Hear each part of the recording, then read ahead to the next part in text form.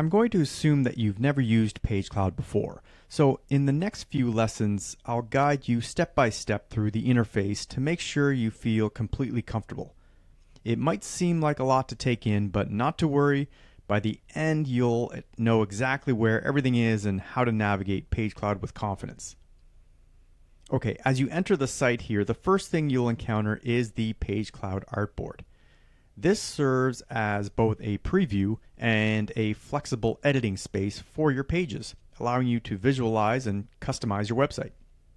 Now let's start the tour here by exploring the top bar. That's this bar here at the top. The top bar is home to some of the most important controls you'll use while working in Pagecloud. It includes options to save your progress, undo and redo changes, preview your site, and access some key settings. At the top left here, we have a link to the dashboard. The dashboard is your control center and includes everything you need to oversee and optimize your site. Now, I'm going to be covering all there is to know about the dashboard in a separate lesson, so let's move on. Beside the dashboard, we have the page selection dropdown. Here you can conveniently view all your pages and seamlessly navigate to a specific page for editing. You can rename, delete, or duplicate a page just by clicking here, and we can add a new page by clicking the button right here. I'm just going to click on Escape here.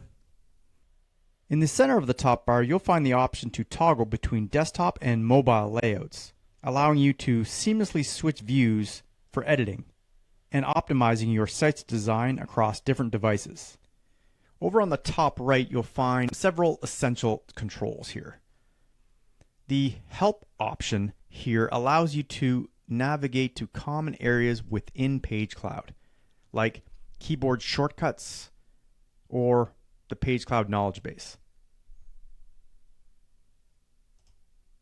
The Show option here allows you to reveal or highlight objects, animations, links, making them easier to locate and manage during editing.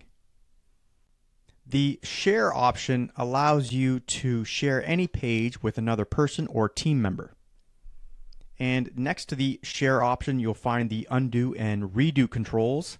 These allow you to easily revert or reapply recent changes. And this control toggles the visibility of the left and right sidebars, allowing you to show or hide them as needed. And finally, we have the Save button, which allows us to save our progress, preview the page, and even create a copy if needed.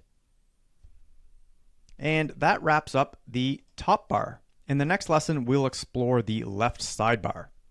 See you there.